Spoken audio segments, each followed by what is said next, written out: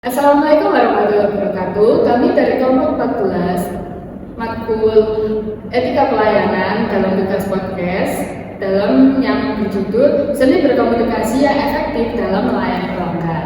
Sebelumnya perkenalkan, nama saya Maria Ibrahim Puspitasari dengan NIM 01422111 sebagai moderator. Dan saya Nerviani dengan NIM 01421042 sebagai pemustaka kontrak. Saya Ranita Sari dengan NIM 01422134 sebagai pemustaka pro. Saya Krisna Wijaksana Arya Putra dengan NIM 0142210001. Di sini saya sebagai pustakawan. Halo, selamat siang. Kembali lagi dengan acara podcast kami. Dan di sini kita mendatangkan para narasumber nih dari perpustakaan yang terdapat di daerah sini. Nah, kita di sini ada pemustaka kontrak. Di sini kita juga ada pemustaka pro, dan di sana ada pustakawan perpustakaan itu sendiri, teman-teman. Nah, halo, selamat siang. Halo. Gimana kabarnya ini? Alhamdulillah sehat sih. Oke, gimana nggak capek hari ini gimana? Ya, pastinya capek sih. Aku denger ini kayak capek banget, terus aku gak gitu aja. Oke, jadi ya kabar hari ini seperti itu ya teman-teman ya. Terus ini kan kita mau membahas tentang perpustakaan ini ya, apalagi tentang staff-staffnya juga sih. Nah, ini ada beberapa pertanyaan dari beberapa pemustaka yang lain. Mungkin kalian bisa menyampaikan dari isi pertanyaan tersebut ya, atau jawaban dari mereka. Nah, ada pertanyaan pertama yaitu tentang pemahaman dan kebutuhan pelanggan di perpustakaan itu sendiri. Nah, ada pertanyaan nih, salah satu aspek terpenting dalam melayani pelanggan di perpustakaan adalah memahami kebutuhan mereka. Ini melibatkan mendengarkan dengan cermat apa yang pelanggan cari dan mengajukan pertanyaan yang membantu kita memberikan saran atau materi yang sesuai dengan minat mereka. Menurut kalian itu bagaimana? Sebagai pemustaka pro sama kontra dari pustakawannya dulu. Buat kita sendiri, ketika kita mendengarkan pemustakaan kita dan mendengarkan suatu kebutuhan informasi mereka, dari pemustakaan sendiri harus at least harus paham tentang kebutuhan informasi apa yang mereka butuhkan. Misal ada satu pemustaka dan dia nanya suatu informasi yang sangat general. Nah, di situ kan menjadi permasalahan di kita sendiri sebagai pustakawan. Mungkin seperti itu. Lalu bagaimana tanggapan dari pemustaka sendiri? Kalau yang saya alami, saya pernah datang ke perpustakaan apa. Nah, itu di dalam segi fasilitasnya melayani, misal saya butuh referensi apa itu bisa melayani dengan ramah gitu. Lalu bagaimana tanggapannya dari pustaka kontra sendiri menanggapi pustaka yang bilang seperti itu di perpustakaan Anda? Jujur ya, dari pengalaman pribadi yang kemarin ataupun hari ini ataupun yang tadi saya datang ke perpustakaan daerah di sini, saya mendapati pustakawan yang kurang interaksi sama pelanggannya, sama aku sebagai pengalaman kayak Itu kurang kayak ini ya, apa ya? Kayak melayaninya itu kurang gitu ya? kurang banget. Dia tuh pertama judes ya, bawa aku datang, dia bawa HP sambil main game. Itu maksudnya apa? Kita kan butuh, maksudnya kita butuh referensi. Saya sebagai mahasiswa, nah maksud saya itu kan kayak butuh referensi yang relevan ataupun sesuai dengan kebutuhannya. Jadi bagaimana perpustakaan dapat menghadapi hal ini? Itu sih yang saya alami. Oke. Jadi mungkin untuk pemustaka kontra sendiri menanggapinya seperti itu mungkin karena ya dari stafnya sendiri ya yang mungkin kurang menghandle dari pemustaka itu sendiri. Jadi untuk pemustaka kontra sendiri bisa dibilang menyebabkan ini ya sisi baiknya waktu itu. Kamu mungkin berbeda. Kebetulan Jadi untuk pertanyaan kedua nih, ya.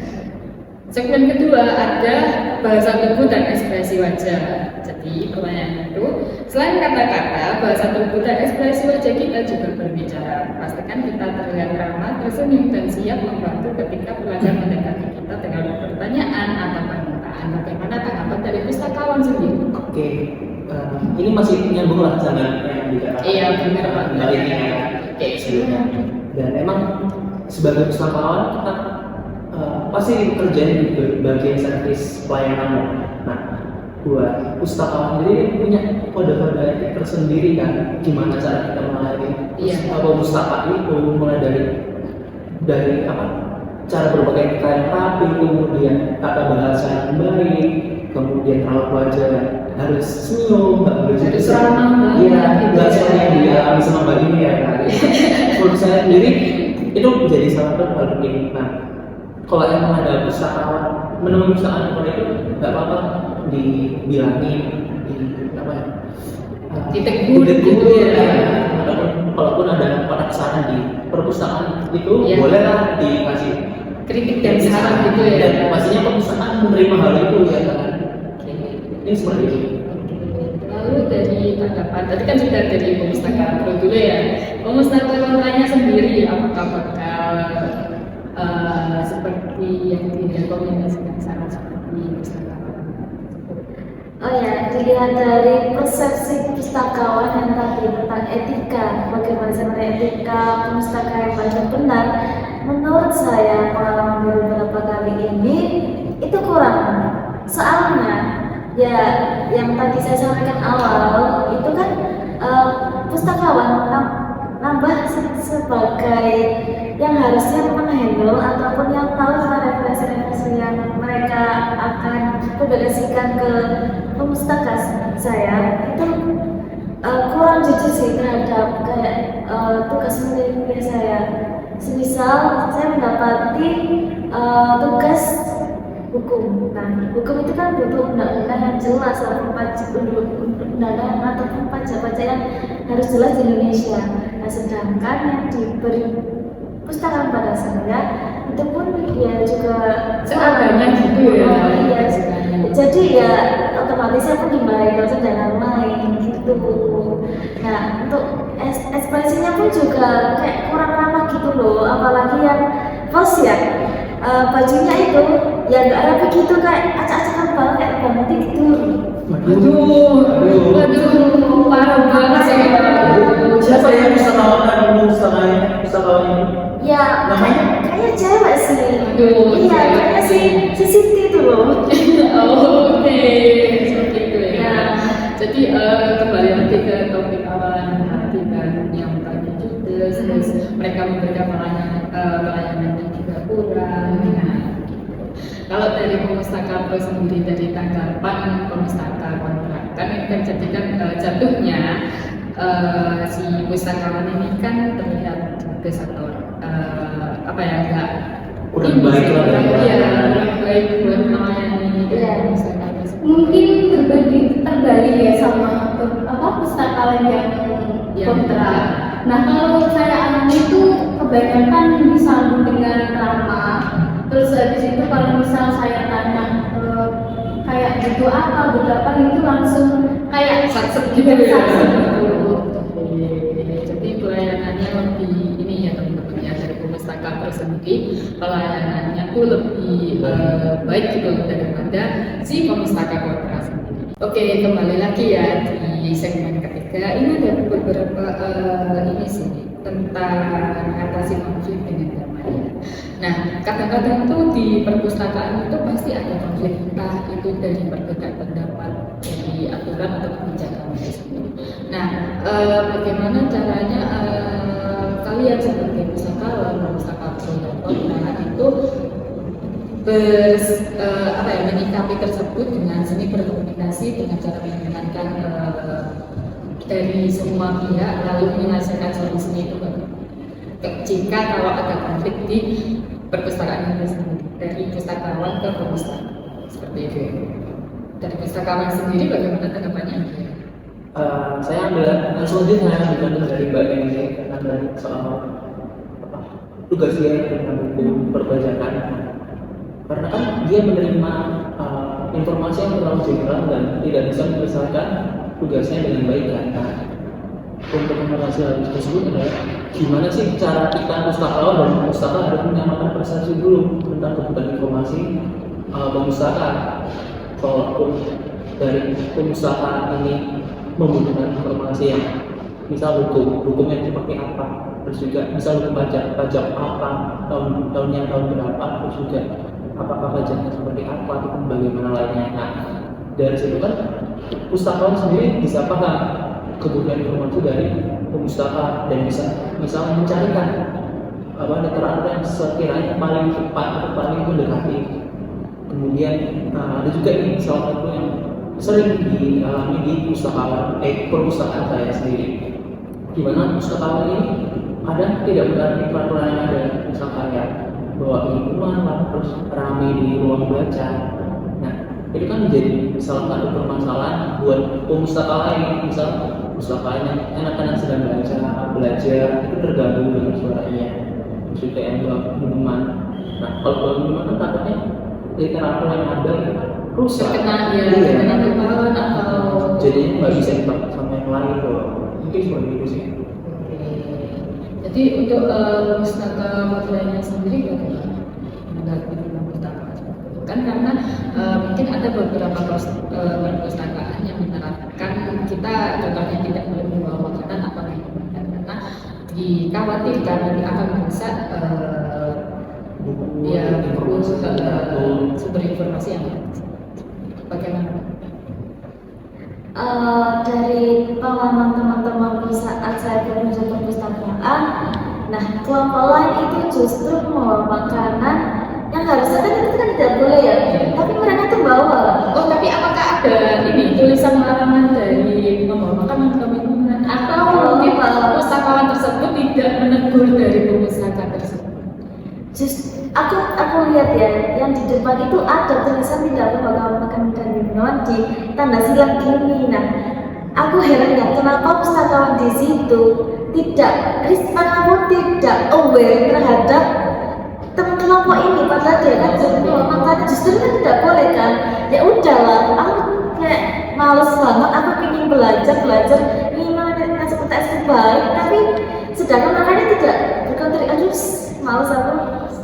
Oke, menanggapi dari pemustaka kontra itu sendiri tadi kan mungkin dari problematanya kan memang kebanyakan mungkin hampir sebagian itu kebanyakan dari ini ya makanan dan minuman ya kalau pergi ke perpustakaan. Padahal itu sangat dilarang.